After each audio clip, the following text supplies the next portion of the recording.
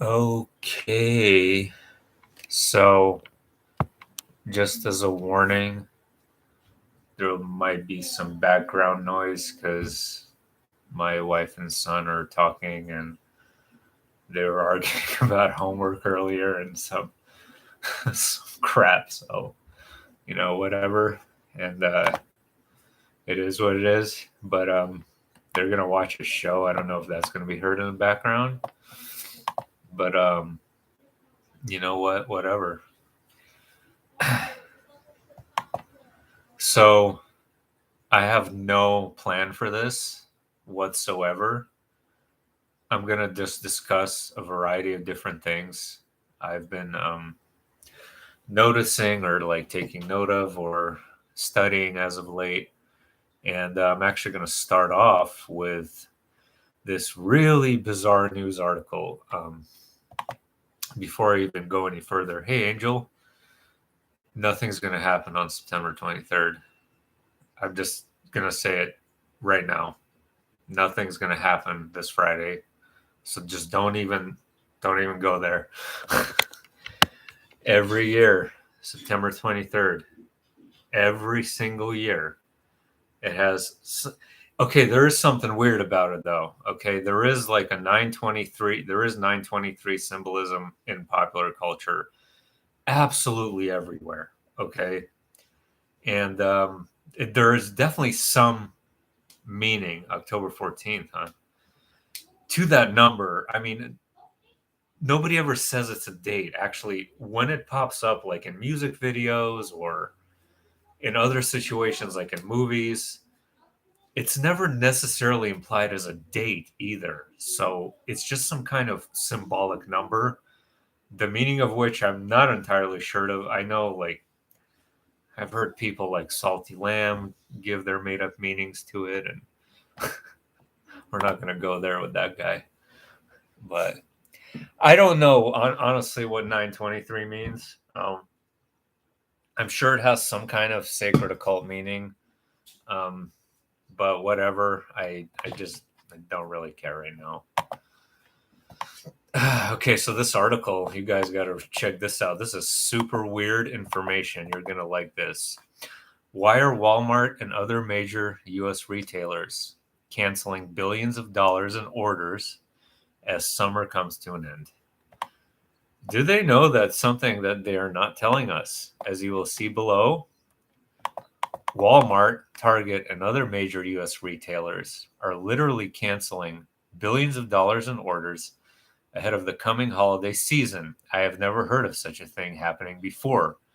And under normal conditions, it wouldn't make any sense at all. The holiday season is typically the busiest time of year for retailers. And at this time in 2021, there was actually a great deal of concern that there wouldn't be enough inventory due to global supply chain problems. But now everything has changed. All of a sudden, major retailers are feverishly canceling orders, and this would only make sense if a severe economic downturn was imminent. Okay, so for example, Walmart is admitting that it has canceled billions of dollars in orders as we approach the upcoming holiday season.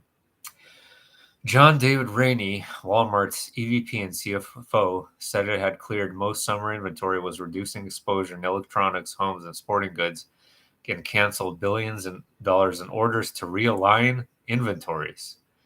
He said our actions in Q3 will allow us to make significant progress towards rationalizing absolute levels and mix, which will enable our stores to be well positioned ahead of the holiday season. What the hell does that even mean? I don't know. I don't get CEO talk, I guess.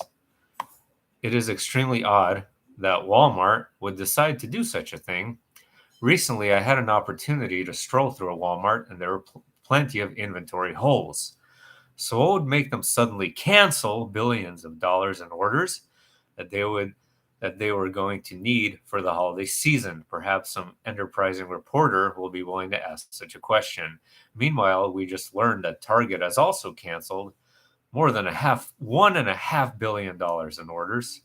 Target said it reduced its inventory exposure in discretionary categories throughout Q2 by canceling more than $1.5 billion in orders in these categories and marking down products. All right, so basically, I'm not going to really read the rest because he just continues to discuss the recession sort of situation of it. Hey, loyalty. Okay, Angel. So on the 14th, the Matrix is going to end. That is news to me. I never heard of that. Please fill me in. That is something new to me. So what? Okay, and also, like, what do you mean by the Matrix ending? Okay, because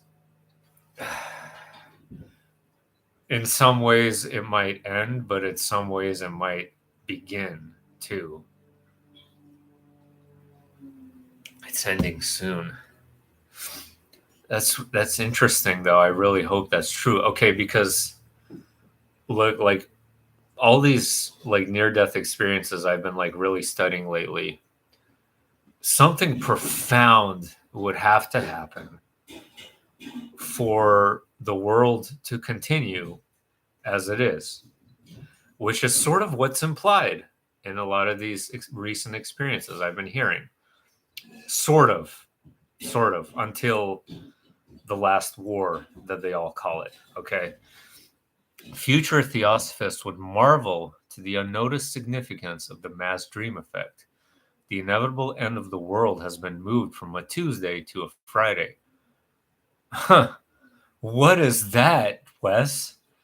Enjoy your extra 2 days, mankind. Reality is occurring as a result of the creator attempting to experience it. You got a future theosophist, okay, like Madame Blavatsky, or who are you referring to specifically? Yeah, the last war angel though is way the hell off into the future, like in the year 2063 or something. Um, hey Jack, um, and the speculation, obviously, okay, but I got to get into what I mean by that though. Do a search for electrical retribalization of the West. Do a search where, like Google, or where should we do the search? In a YouTube search. Okay, actually, well, I mean, I'm not going to play that live here, but just so I have it, I'm going to go ahead and copy that because I got to see that. And let's just go ahead and you have me very intrigued, Wes. So anyway, how's everybody doing? Um, any news? Anything good? So Wes, the first thing that shows up is Prophet Jerry Tony. Is that him? That's the first thing that showed up. Okay. Look at the comments. Okay, but I have to make sure that that's the right video, though. I'm assuming it's the one that's titled "It's All Coming to Pass." Okay. You have me very intrigued now. I can tell you that. Prophet Jerry Tony.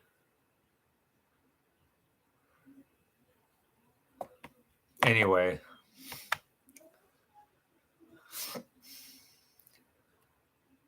That's 93.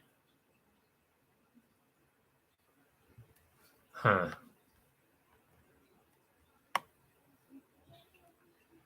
Add 93 to the search term now. Okay.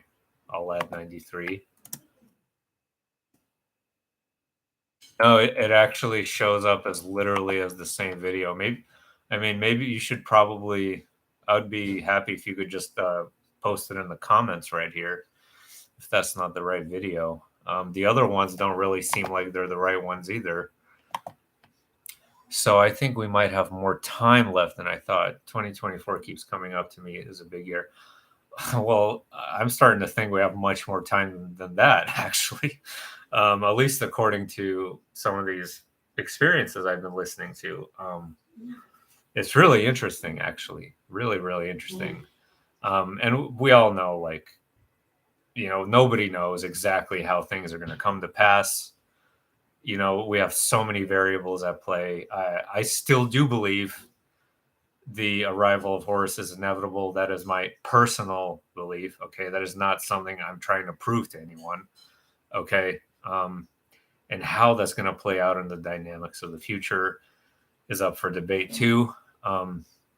But you guys keep telling me tonight out of nowhere that the Matrix is going to end. And I would like to know what you mean by that exactly. And what is that going to look like? And why is it ending right now? Okay. I had a weird experience, like someone was pricking my fingertips and toes, trying to wake me up. It happened when I was between asleep and awake. Yeah, Jack, you're right. And loyalty. Oh, sorry. Let me go back. Loyalty. So I've had experiences like that before too, where it felt like something was like touching my fingers and toes, like there was some kind of weird energy or vibration there. I've had similar things happen as well. And Jack, you're absolutely correct. There's lots of contradictions in near-death experiences, many, many. It's concerning and weird, but it is what it is. And because they failed, it's just annoying because they failed. They did fail. I'll definitely agree with you on that. Um, Even it's like the facade has been completely thrust open at this point. It's just there's no going back. And at this point, it's like momentum. Like you can't, it's just like a stream of information, and people are acting weird as hell. But um, yeah, I have Twitter. Like I hardly use it. I don't even remember my name though. I'll have to look that up later though, Wes. I have Facebook, Instagram though, and other stuff, and Reddit and stuff like that. So okay. Anyway, where are we going at? So Angel, I'm curious how did this knowing come to pass? Oh, you can't post the links in chat. Huh. Okay. What about the comments? Like, can you maybe try the comments section? Um, in the, I'm sure that even though it's a stream, you should still be able to post in the comments section. A version of me in a coma or hospital. Yeah, that kind of reminds me of that experience I had with, feeling like I was completely awake and, having that stuff being taken out of my mouth by two doctors or whatever that I couldn't even see their faces or anything. That also kind of felt like another version of me. And let's not forget that we're connected to all our versions of ourselves everywhere. So, and we all kind of boomerang off each other. I think that our consciousness links up with all our other avatars and we all influence and affect each other. So that's definitely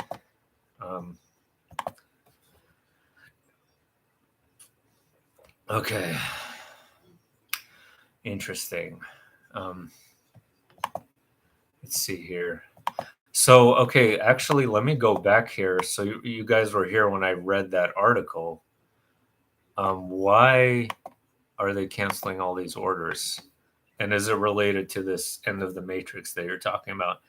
I mean, to cancel billions of dollars in orders before Christmas is odd, even to a normal person who just doesn't know anything about retail or anything like that. This is so strange to me. They're definitely expecting or knowing something. I'm going to delete it pretty soon. Okay. It's like the clock. They have been trying to turn back time, but we are moving forward. Yeah, and time is everything. Like, anybody been kind of oddly sleepy the last few days? Like, I've noticed like the last few days, normally I have a lot of trouble falling asleep. Okay. I'm kind of an insomniac, but it's been the total opposite lately where I just like close my eyes and bam, I'm asleep. I'm like, why? Like nothing changed. I think they're going to institute a new financial system. D. Oh, absolutely. I mean, that's an inevitability. They can only keep a Ponzi scheme going for so long. Okay, it should be on the most recent community post. Okay, thanks. Appreciate it. Yeah, past couple of weeks, you've been kind of sleepy too. For the first time in thousands of years. Huh? We'll see if anything happens on 9/24, like people are saying. I don't think so. Like, I mean, I don't think anything will happen on 23 or 24. I mean, I just don't. Like, I don't. Uh, but who knows? Who knows? Yeah, I really doubt it. As far as the conflicting, I'm gonna go back to Jack's comment about the conflicting NDEs. I've been listening to so many of them that I did find a pattern, though. Okay, and I did speak about this in another live stream, where the pattern being is that, without exception, if anyone has shown the future, there's a nuclear war. Period. End of story. Um, the manner in which that war starts, how it looks like, or when it is exactly, does vary a little bit, though. So, in some instances, it looks like it's in around like our time, and then other times it feels like it's more way the hell like 40 years into the future. So it's really confusing to try to piece together the correct order of things. I'll talk about one NDE that kind of gives us a clue. um, my business is notified when shipments have a foreign country, and all of a sudden the past couple of weeks I note a big slowdown. Interesting. Well, I notice a big slowdown in general. Like I notice a lot less cars on the road. I mean, I'm in Southern California. This is traffic hellhole of America.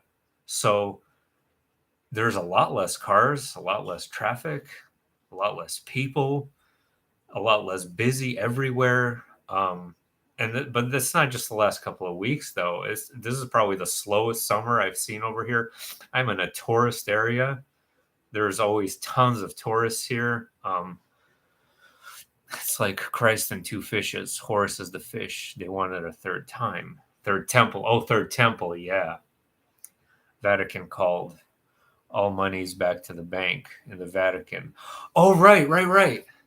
I did hear about that, D.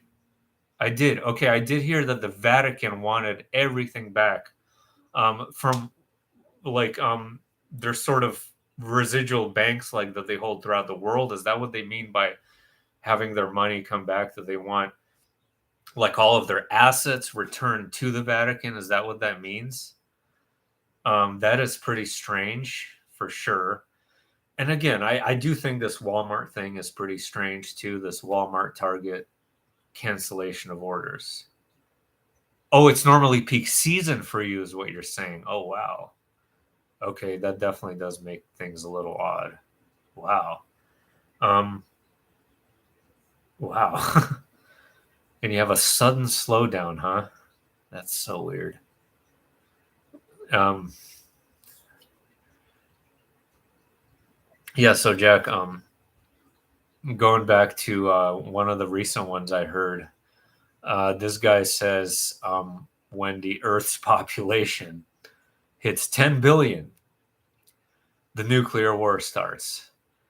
How the population will reach 10 billion is beyond me, but if it does, there has to be one of two things that have to happen for us to even get there. Some sort of radical transformation in global society, whether it be a free energy type of situation or some kind of discovery, like some kind of miracle in food growing or some kind of, I don't know, whatever the case may be, some sort of massive discovery that allows, that sort of diminishes the current situation, which seems like it's not a normal situation or natural even. So I don't know about that either. But you said note the numbers of the date 936. Queen dies at 96, and Charles is Charles III for 963. The rocket Artemis was full of 369. 369 Nikola Tesla too, right? So that's what he claims was the number of the universe. No, not 50 years. I looked into it, Jack, and it depends on, there's various different estimates. But the common consensus is around 2045. Between 2045 and 2050 is when we're supposedly going to reach 10 billion. But going back real quick to Artemis, when is that supposed to launch? Because that's pretty interesting. And then 3693, I think there's definitely a ritualistic component to the Queen's death. And I personally think, as well as other people, that she died a while back. I that's just me. I think she died a few years ago, and this is just when they're announcing it. Nothing surrounding the Queen or the monarchy in England is normal. I think we all can agree on that one. So, yeah. So let's say that it's true. Oh, it was a closed coffin? I didn't even know. I wasn't following it. Honestly, like, I wasn't even following it. I'm like, I don't care enough about all that stuff. So I didn't even watch the funeral or anything like that. First of all, I've been a little busy too, so I'm not going to just sit there and watch her funeral.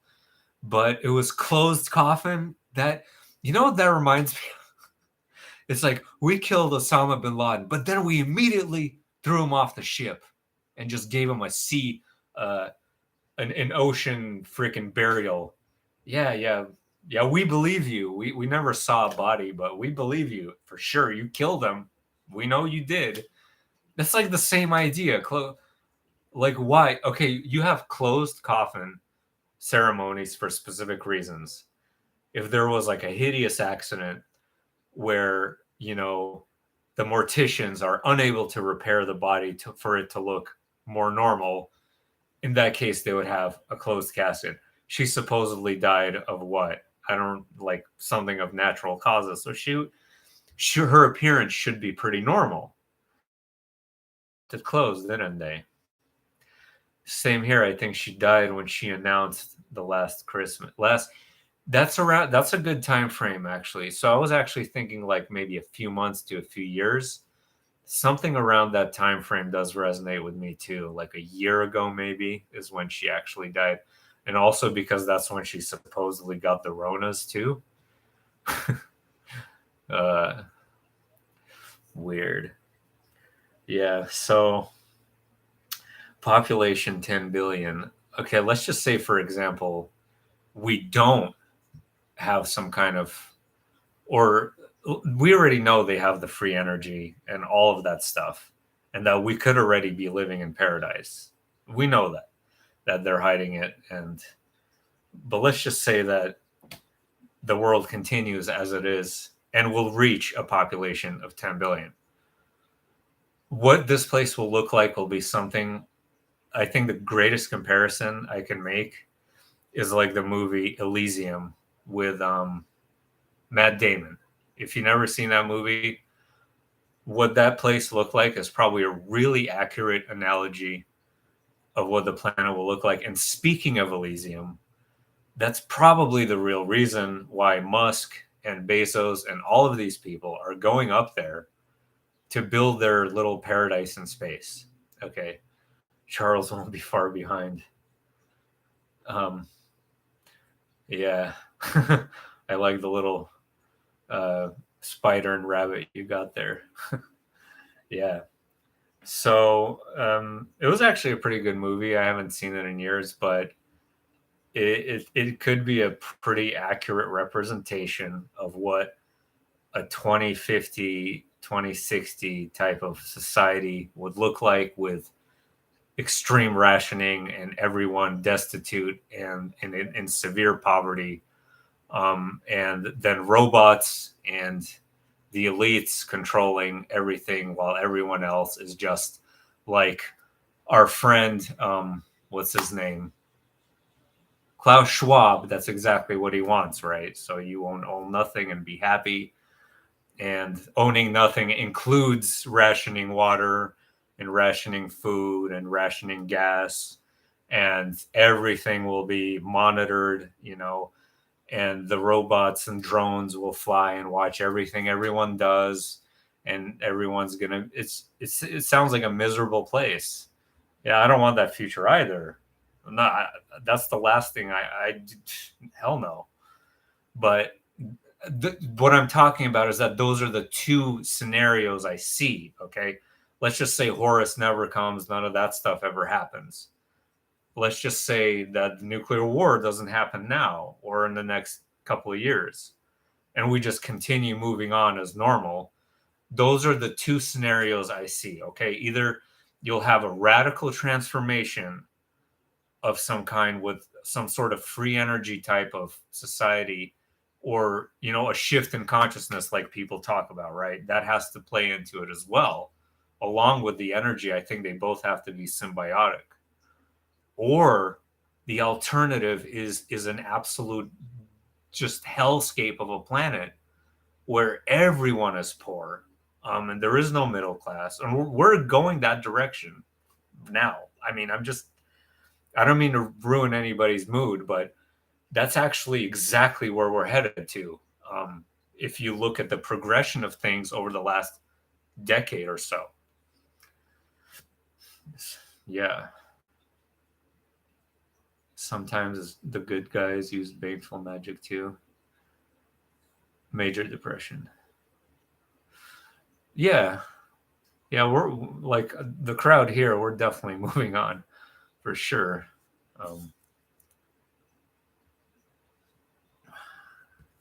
But it's like,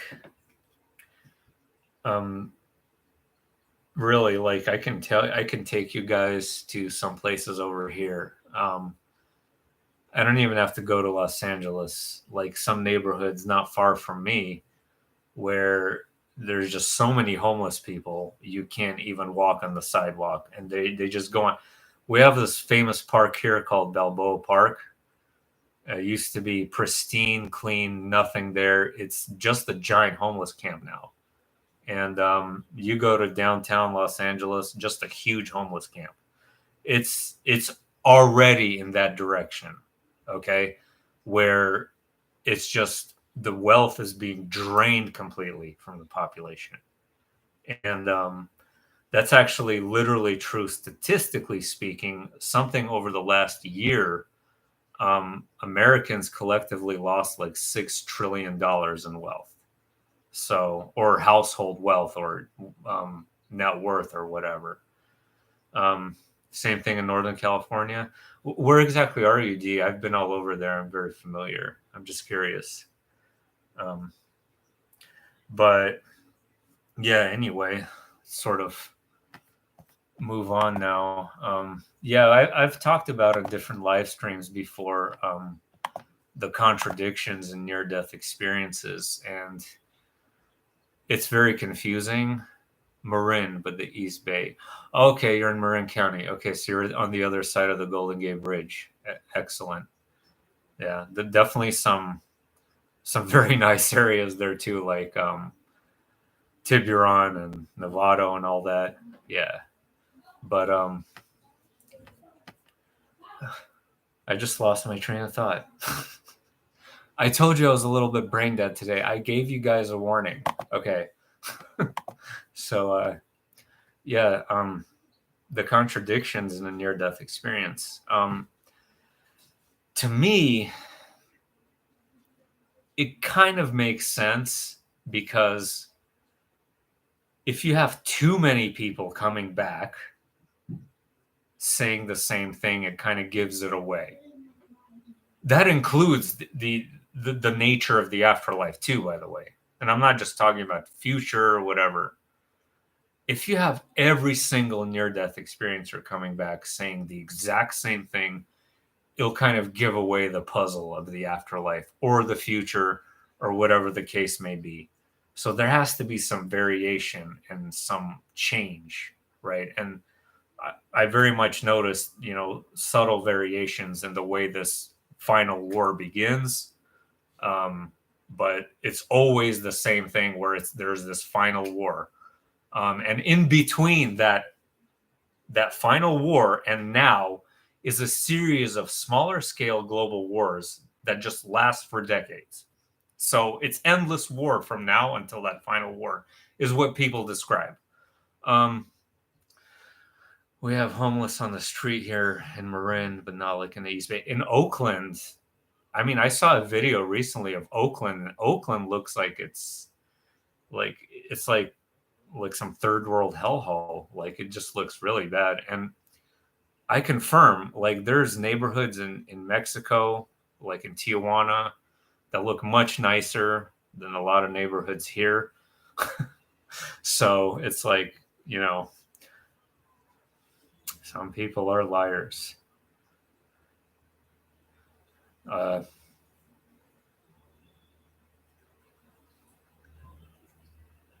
That's exactly right. God. Oh, okay. So that's exactly right.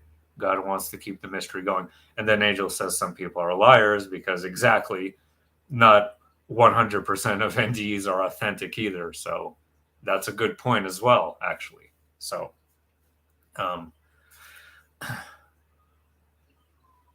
yeah, Oakland is awful. Emory Mill, Berkeley. You make a turn and it's like you entered a third world country. Yeah, you don't really want to go outside. Yeah, I know there's places like you really got to watch your back. Like you kind of have to be on edge. Yeah, for sure. Whenever an NDE person is selling a book or a spirituality class, I immediately get skeptical. Of course. Yeah.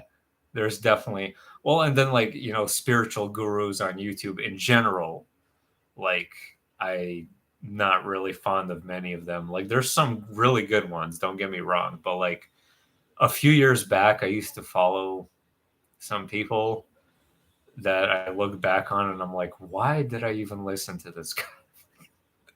It's like, it's just so odd. Like, yep, if money is involved, don't trust them. And then there's this, I can't remember this guy's name, but there's this big cult now. He's Dutch. He's from the Netherlands. And his cult is massive, but he's like one of the main sort of teachers on YouTube right now too. Grifters, yeah.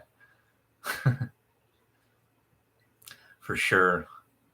So yeah, not to change the subject on you, but I did speak with the Ukrainian refugees yesterday, and I did post in the community posts about it too, but it was really eye-opening.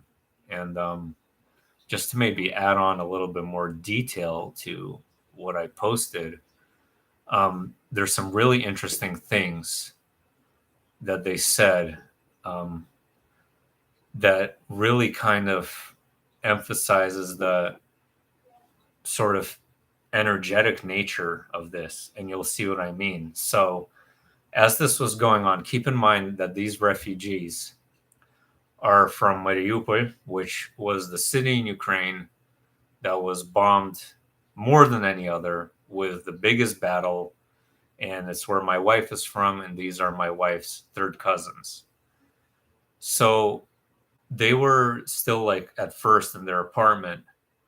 And when the invasion started, they remained really calm, they said. But their neighbor was like totally hysterical. And as a result of their neighbor being hysterical, their child became hysterical.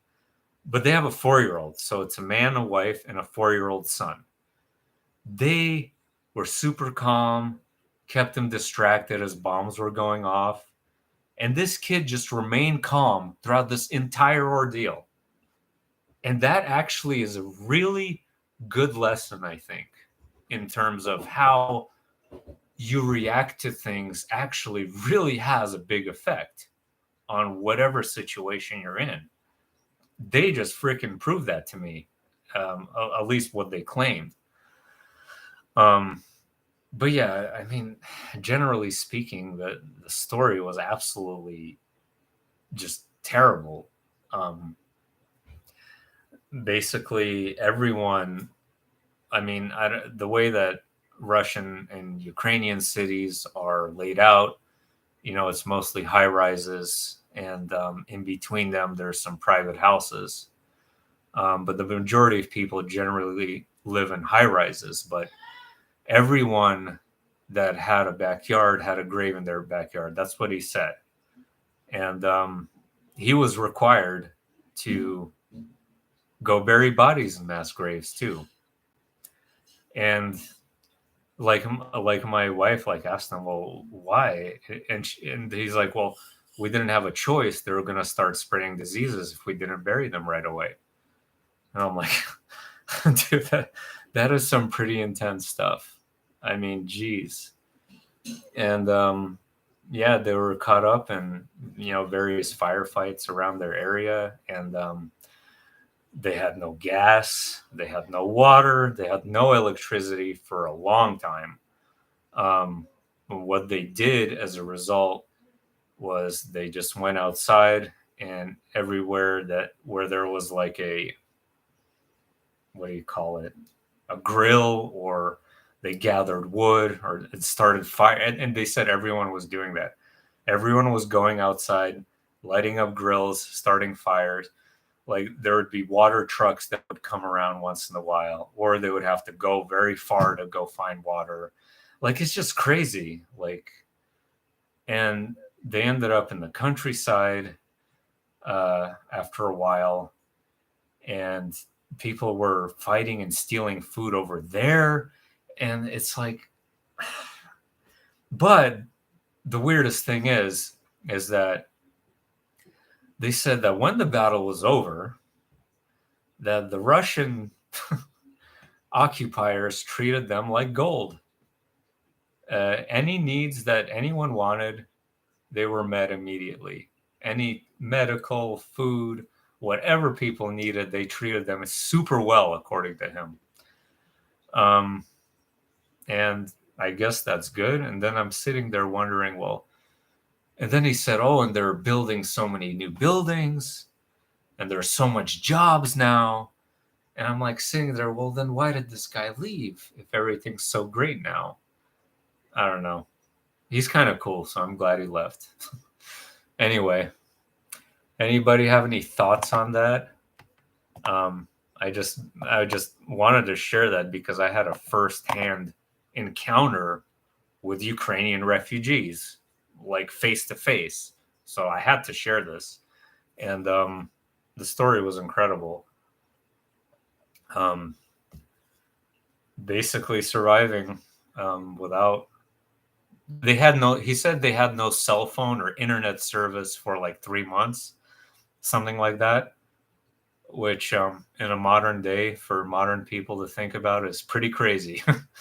In California, that would not be easy, as they have burned up so much of our land with trees.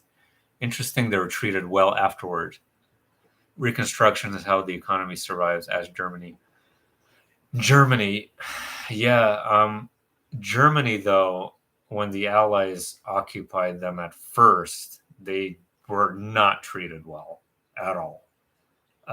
They were subjugated and placed in prison camps, and it was actually really bad. And a lot of people don't know that about World War II, that the end of World War II was no good for the Germans.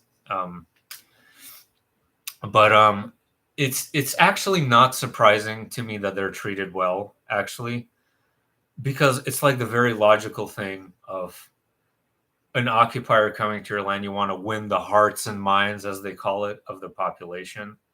So you give them trinkets, right? You give them, oh, look, all this crap. And then behind the scenes, you have the secret torture chambers, right?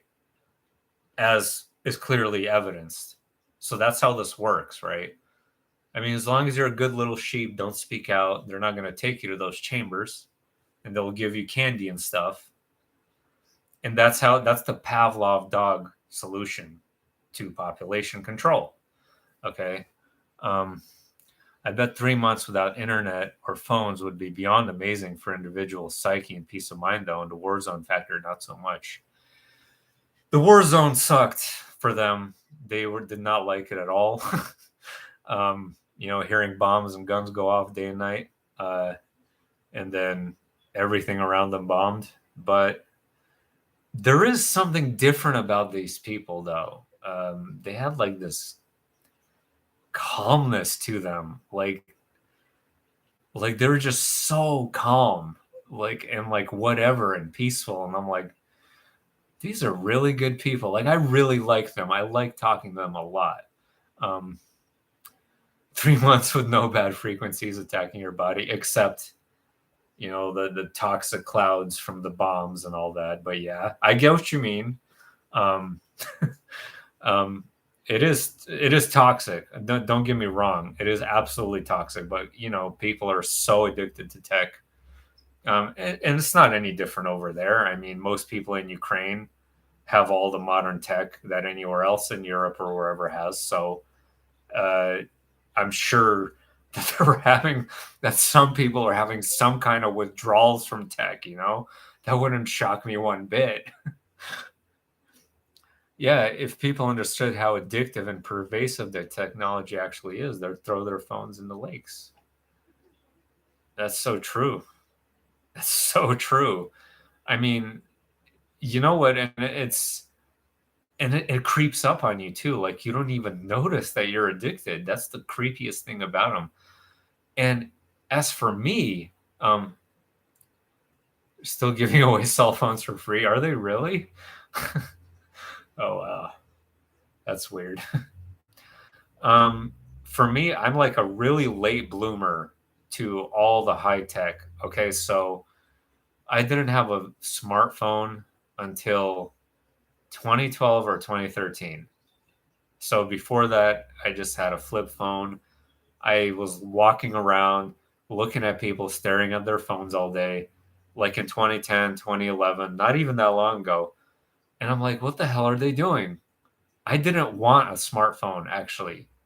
I just wanted my simple little flip phone. And then I got the smartphone, and now I get it really is addictive as hell. It has that quality about it to where you just want to stare at that screen. Use it for good. Yeah. We should all strive to use it for good. To the low income people. Yeah. Interesting. What's a really nice place I love in Marin County is Muir Woods. I've been there like 3 or 4 times probably. Muir Woods is absolutely magical. You loved your flip phone too, yeah. Yeah. I mean, it's weird how it goes, but you guys are absolutely right.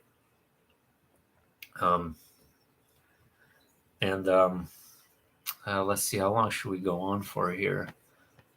Was there something else I wanted to discuss? Like I said, I didn't have any plan for today's show. Not that I'm aware of. I guess let's just go on for 5 more minutes. Yeah, it's gorgeous, but now we have to reserve a parking place to go there. Yep. Yep, I know. I heard about that. And when I was in Colorado, okay, we went to the Black Hills in South Dakota, which were really amazing, and a few other places like in Wyoming and Colorado. And we couldn't make it to the Rocky Mountains. Why? Because you had to reserve in advance to get a spot just to enter the Rocky Mountains, which like made no sense to me. Like, I've never heard that. I've been to like probably the majority of the national parks in the US, and I've never heard of anything like that. So that's like kind of similar. And I was like weirded out by like, you need to reserve in advance to go to the Rocky Mountains. It's just so bizarre. Yeah, exactly. Reserving a spot to go into nature. Like, what the hell? It's so stupid, right? So yeah, we ended up, and I was actually with Gary Wormerdam. I know some of you guys know Gary. He's friends with Emily Moyer, who's friends with this other. We're all kind of connected. We all have our thing going together. Us kind of like weird little YouTubers, right? We're like that little weird crowd on the corner, like deep into YouTube, right? You got to dig to find us over here. I love spreading my sarcasm. Reserving a spot. To Gary, yeah. Gary, yeah, I've known Gary for a long time now, quite a few years. Yeah. He's actually doing that whole, he moved out to North Carolina, bought some land, and is building a house over there, I believe. So I hope that's going well for him. That's a really good plan, actually. Anyway, some conclusions to our very like discussion that like went completely all over the place, had no verifiable thing, which is okay, because sometimes you just need to talk, you know. Conclusion is the 24th or not the 24th. I guess we shall see if anything will happen. If it does, then it does. If it doesn't, then it doesn't. Future. What kind of future do we have? I don't know. I really don't know anymore. The one thing I will say is that when this guy, this NDEr, like just to conclude all this, nothing ever happens in predicted dates. Exactly. It never does. It never does. We know nothing truly. Okay, so one thing I forgot to mention. Okay, so 10 billion. He says population reaches 10 billion. Nuclear war. And then after nuclear war, population is now 500 million. So, and I'm like, oh, 500 million. And I immediately thought of the Georgia Guidestones. I'm like, oh, okay, so 2060, they're going to kill like 9.5 billion people somehow, which is a scary thought. So let's just hope. And keep in mind, that's when we're going to be old if we make it to that age. And then that's going to be our children. And if they have grandchildren, that they're going to be young grandchildren. So this is a big deal, actually, if it does come true, even way into the future. It's actually important because we're going to be grandpas and grandmas, and our grandchildren will have to face that, guys. So actually, it's probably better off to happen now, or never, actually, because no one needs that. No one needs that. Okay. But I have to bring it up because I'm not even exaggerating. I literally listened to 20 near-death experiences where each and every one, without exception, talk about nuclear war. So there has to be something to it. Okay. That can't be like just whatever when it's that many. Anyway. Okay, guys. I think we concluded that, and y'all have a good night and much love and wish y'all the best.